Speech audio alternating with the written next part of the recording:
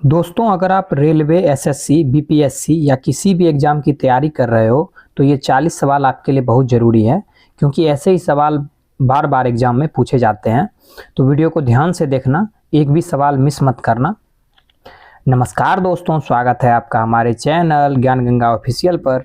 आज हम करने वाले हैं जीएस के 40 इंपॉर्टेंट क्वेश्चन, जनरल साइंस के, सामान्य विज्ञान के इम्पोर्टेंट एमसीक्यू, वो भी बिल्कुल आसान भाषा में एक्सप्लेनेशन के साथ। तो चलिए शुरू करते हैं। देखिए, पहला सवाल है हमारा, आरएनए का मुख्य कार्य क्या है। देखिए, आरएनए का मुख्य कार्य प्रोटीन का संश्लेषण करना होता है। ऑप्शन नंबर सी सही आंसर हो जाएगा। देखिए, आरएनए का काम शरीर में प्रोटीन बनवाना होता है। यह डीएनए से सूचना लेकर आगे पहुंचाता है।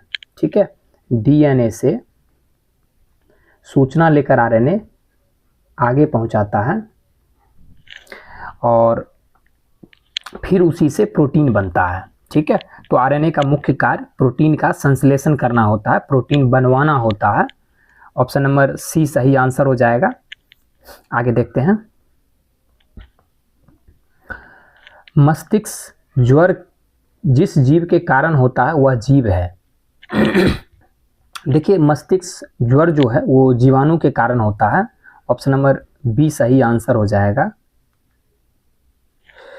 देखिए, मस्तिष्क ज्वर बैक्टीरिया से होता है। बैक्टीरिया को हिंदी में जीवाणु बोलते हैं।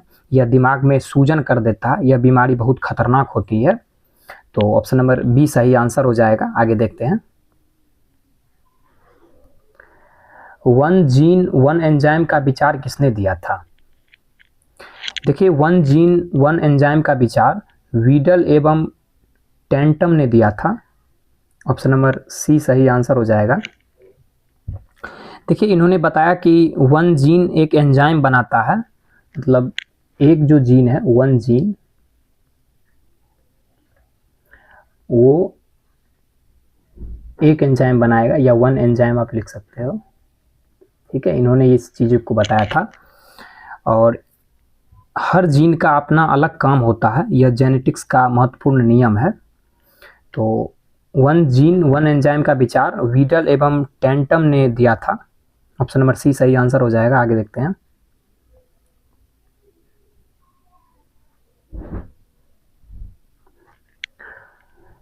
घेघा किस ग्रंथि के बढ़ने के कारण होता है। अब घेघा एक रोग है जो किस ग्रंथि के बढ़ने के कारण होता है। देखिए, ऑप्शन नंबर सी सही आंसर हो जाएगा, थायराइड। घेघा रोग जो है वो थायराइड ग्रंथि के बढ़ने के कारण होता है। घेघा गले में सूजन है, यह थायराइड ग्रंथि बढ़ने से होता है। मुख्य कारण इसका बढ़ने का है आयोडीन की कमी। ठीक है, तो ऑप्शन नंबर ए सही आंसर हो जाएगा। इसका बढ़ने का मुख्य कारण है आयोडीन की कमी। जब शरीर में आयोडीन की कमी हो जाती है ना, तो थायराइड ग्रंथि बढ़ जाता है, जिससे हमें घेघा रोग हो जाता है। ठीक है, आगे देखते हैं। जिस पौधे में फूल या बीज नहीं बनते हैं उसे क्या कहते हैं। देखिए, जिस पौधे में फूल या बीज नहीं बनते हैं उसे क्रिप्टोगैम कहते हैं, क्रिप्टोगैम्स। ऑप्शन नंबर सी सही आंसर हो जाएगा, क्रिप्टोगैम्स। ये ऐसे पौधे होते हैं जिनमें फूल नहीं होते, इनमें बीज भी नहीं बनते, जैसे काई और फर्न। एग्जाम्पल में आप उदाहरण में समझ सकते हैं। काई और फर्न। ठीक है, ये कुछ एग्जाम्पल्स हैं ऐसे कैटेगरी वाले, क्रिप्टोगैम्स कैटेगरी वाले पौधे के, जिसमें फूल भी नहीं बनते, और ऐसे पौधे जिनमें फूल नहीं होते और बीज भी नहीं बनते हैं इसमें। ठीक है, आगे देखते हैं। हेपेरिन का निर्माण किसके द्वारा होता है। देखिए, हेपेरिन का निर्माण जो है वो रक्त कोशिका द्वारा होता है। ऑप्शन नंबर डी सही आंसर हो जाएगा। हेपेरिन खून को जमने से रोकता है। यह रक्त कोशिकाओं से बनता है, इससे खून पतला बना रहता है। ठीक है, तो खून को जमने से रोकता है।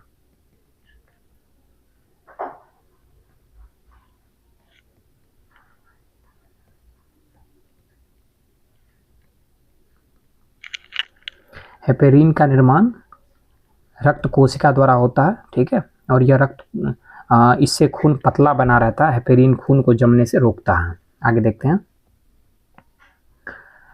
सूक्ष्मतम जीवित कोशिका किसको कहते हैं?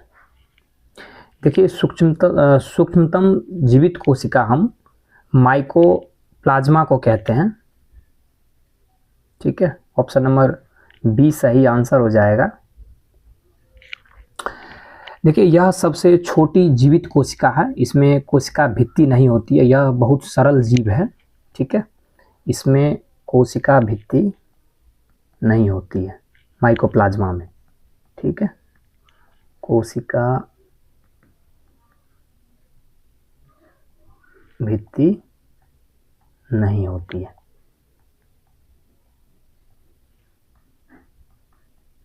आगे देखते हैं, कवक में संचित भोज्य पदार्थ क्या कहलाता है?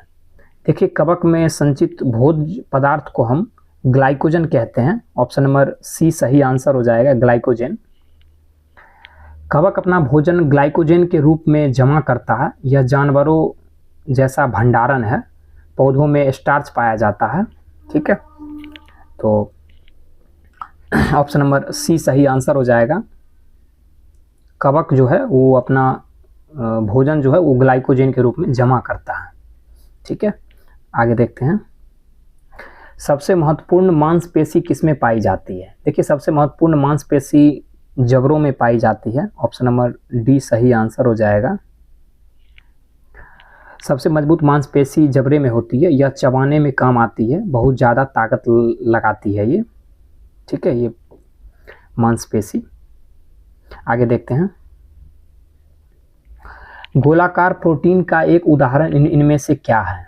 देखिए, गोलाकार प्रोटीन का उदाहरण एल्ब्यूमिन है। ऑप्शन नंबर सी सही आंसर हो जाएगा, एल्ब्यूमिन। देखिए, यह गोलाकार प्रोटीन है, पानी में घुल जाता है, अंडे और रक्त में मिलता है, ठीक है। देखिए, अंडे और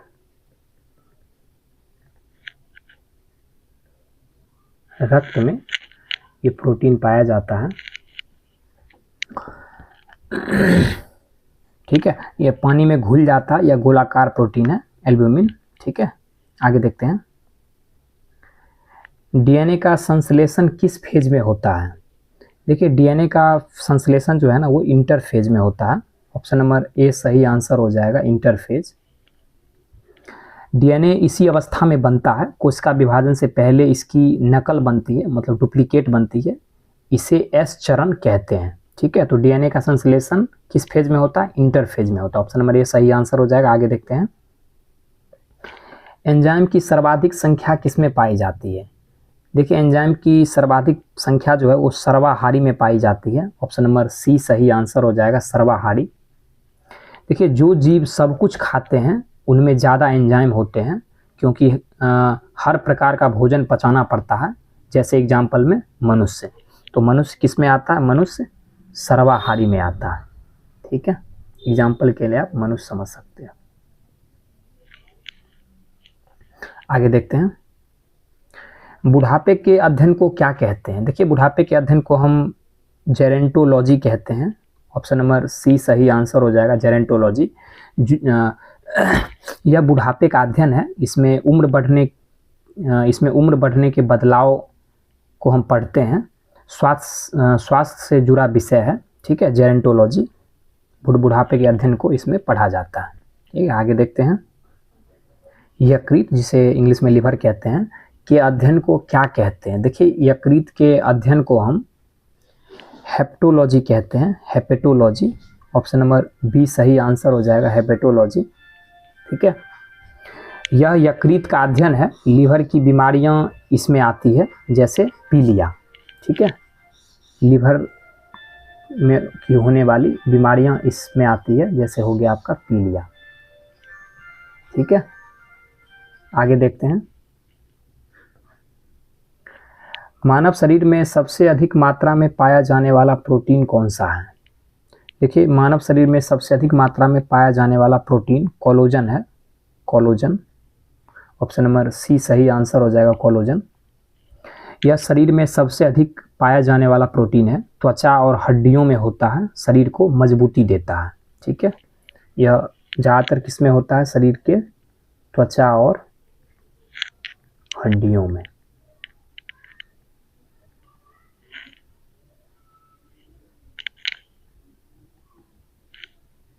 ठीक है, आगे देखते हैं। लाइसिन जो है, लाइसिन क्या होता है? देखिए, लाइसिन एक तरह का एमिनो अम्ल है, एमिनो एसिड। ठीक है, ऑप्शन नंबर ए सही आंसर हो जाएगा। लाइसिन एक एमिनो एसिड है, एक एमिनो अम्ल है। लाइसिन एक एमिनो अम्ल है, शरीर इसे खुद नहीं बना सकता, भोजन से लेना पड़ता है। ठीक है, जब हम भोजन खाते हैं तो उससे लाइसिन बनता है, तो शरीर इसे खुद नहीं बनाता, भोजन से इसे प्राप्त करता है लाइसिन को। ठीक है, आगे देखते हैं किससे प्राप्त होता है ये शरीर को? भोजन से। ठीक है, लाइकेन में पाया जाने वाला शैवाल प्रायः कैसा होता है? देखिए, लाइकेन में पाया जाने वाला शैवाल प्रायः हरे रंग का होता है, हरा। ऑप्शन नंबर बी सही आंसर हो जाएगा। यह भोजन बनाता है, फंगस के साथ रहता है। ठीक है, ये भोजन बनाता है और किसके साथ रहता है? फंगस के साथ ही रहता है। ठीक है, लाइकेन में पाया जाने वाला शैवाल।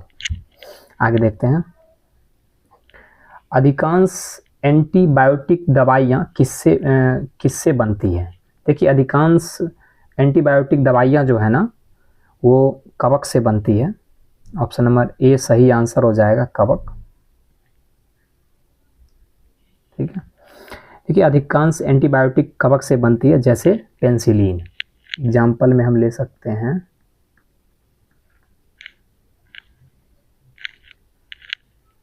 पेनिसिलिन। ठीक है, पेनिसिलिन ये जीवाणुओं को मारती है।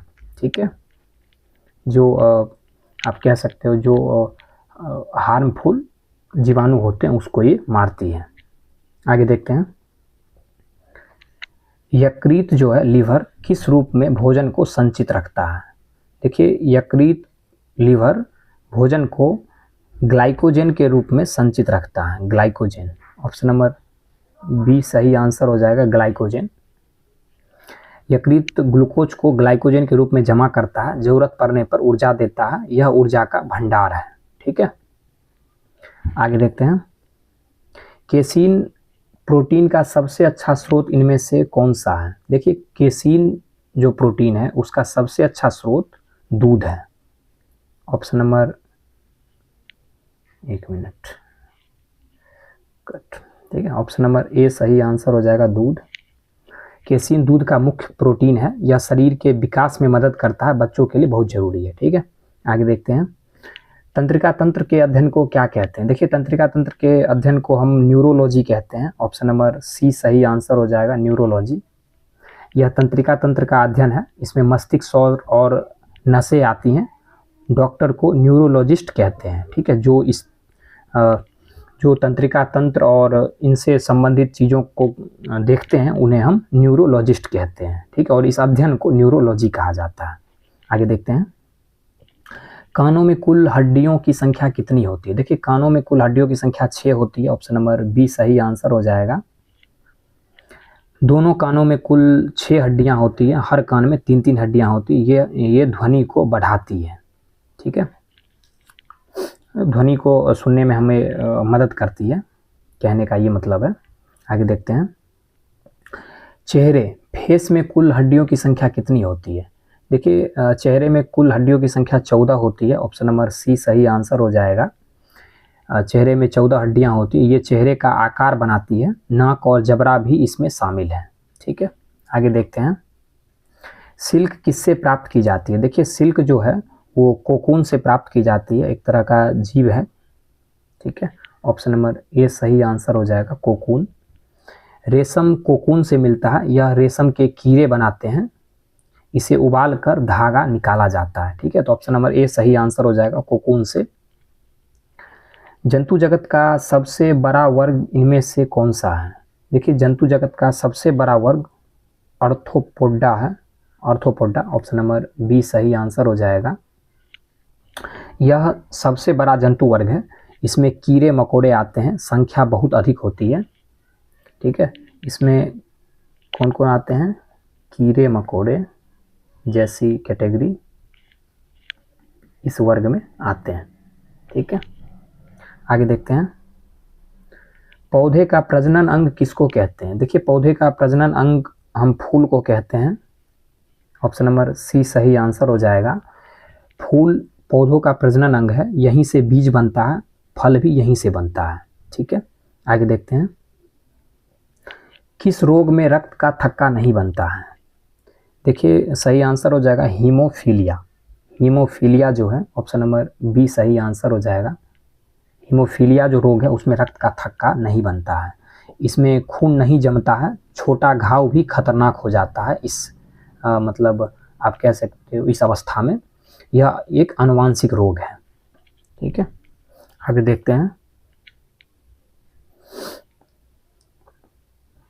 शरीर में ऑक्सीजन की पूर्ति किसके माध्यम से होती है? देखिए, शरीर में ऑक्सीजन की पूर्ति जो है वो लाल रक्त कोशिकाओं के माध्यम से होती है। ऑप्शन नंबर ए सही आंसर हो जाएगा।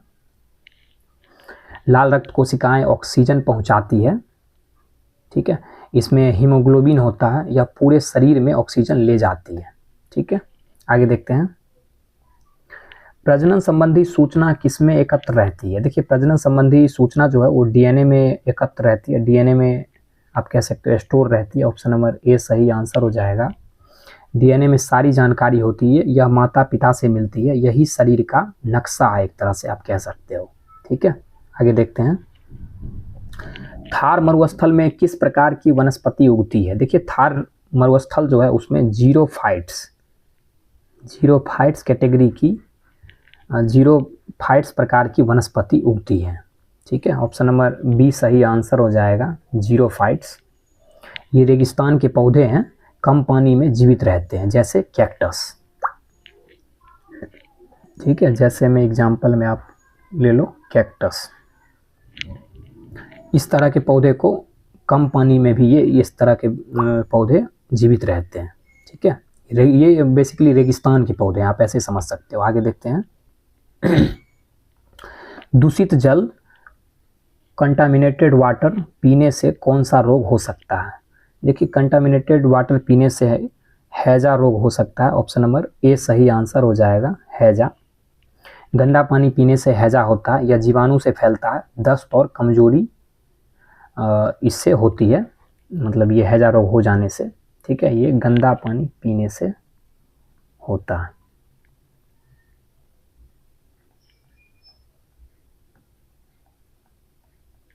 आगे देखते हैं।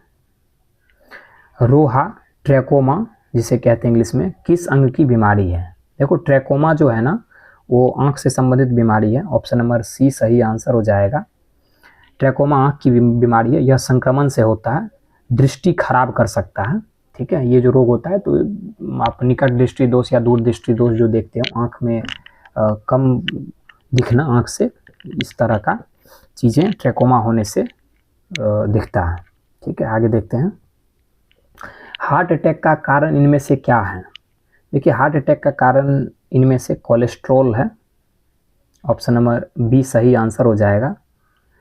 देखिए, ज़्यादा कोलेस्ट्रॉल से दिल की बीमारी होती है, नसें बंद हो जाती है और हार्ट अटैक हो सकता है। ठीक है, तो ऑप्शन नंबर बी सही आंसर हो जाएगा। मानव रक्त में प्लाज्मा कितना प्रतिशत होता है? देखिए, मानव रक्त में प्लाज्मा 55% होता है। ऑप्शन नंबर डी सही आंसर हो जाएगा। रक्त का 55% भाग प्लाज्मा होता है, यह तरल भाग है, इसमें पोषक तत्व रहते हैं। ठीक है, आगे देखते हैं। एंजाइम किसमें सहायक होते हैं? देखिए, एंजाइम जो है ना वो भोजन के पाचन में सहायक होते हैं। ऑप्शन नंबर बी सही आंसर हो जाएगा। एंजाइम भोजन पचाने में मदद करते हैं या भोजन को छोटे भागों में तोड़ते हैं, पाचन तेज करते हैं। ठीक है, आगे देखते हैं। टीबिया जो है, टीबिया नामक अस्थि मानव शरीर में कहाँ पाई जाती है? देखिए, टीबिया नामक अस्थि जो है वो टांग में पाई जाती है। ऑप्शन नंबर सी सही आंसर हो जाएगा। टीबिया टांग की हड्डी है, यह शरीर का भार उठाती है, बहुत मजबूत होती है ये हड्डी। ठीक है, आगे देखते हैं। पौधों के रोगों का अध्ययन किसमें होता है? देखिए, पौधों के रोगों का अध्ययन हम रोग विज्ञान में करते हैं। ऑप्शन नंबर बी सही आंसर हो जाएगा, रोग विज्ञान। पौधों के रोगों का अध्ययन इसमें होता है। बीमारी के कारण मतलब डिजीज के कारण और उसके इलाजों को हम इसमें समझते हैं, कृषि के लिए बहुत ज़रूरी है। ठीक है, आगे देखते हैं। पिट्यूटरी ग्रंथि किसमें स्थित होती है? देखिए, पिट्यूटरी ग्रंथि जो है वो मस्तिष्क में स्थित होती है। ऑप्शन नंबर ए सही आंसर हो जाएगा। पिट्यूटरी ग्रंथि मस्तिष्क में होती है। इसे मुख्य ग्रंथि भी कहते हैं। यह बाकी ग्रंथियों को नियंत्रित करती है। ठीक है, आगे देखते हैं। कौन सा विटामिन दूध में नहीं पाया जाता है? देखिए, दूध में जो है वो विटामिन सी जो है वो नहीं पाया जाता है दूध में। ठीक है, ऑप्शन नंबर सी सही आंसर हो जाएगा। दूध में विटामिन सी नहीं होता है। यह फल सब्जियों में मिलता है, जैसे संतरा। ठीक है, जैसे में संतरा। आगे देखते हैं। आज का हमारा ये लास्ट सवाल, कार्बोहाइड्रेट किन किन रूपों में पाए जाते हैं? देखिए, कार्बोहाइड्रेट जो है वो स्टार्च और शर्करा के रूप में पाए जाते हैं। ऑप्शन नंबर डी सही आंसर हो जाएगा। कार्बोहाइड्रेट दो रूप में होते हैं, स्टार्च और शर्करा। ये शरीर को ऊर्जा देते हैं। ठीक है, तो ये था हमारा आज का वीडियो 40 प्रश्न का। वीडियो आपको कैसा लगा कमेंट में बताइएगा। ठीक है, और कोई सुझाव देना चाहें तो ये भी दे सकते हैं। वीडियो अच्छा लगे तो वीडियो को लाइक कीजिएगा, चैनल को सब्सक्राइब कर लीजिएगा और अपने दोस्तों के साथ भी वीडियो को शेयर कर लीजिएगा, जो भी कंपटीशन, जनरल कंपटीशन की तैयारी कर रहे हैं। मिलते हैं नेक्स्ट वीडियो में। तब तक के लिए अपना ध्यान रखिएगा। जय हिंद, जय भारत, वंदे मातरम।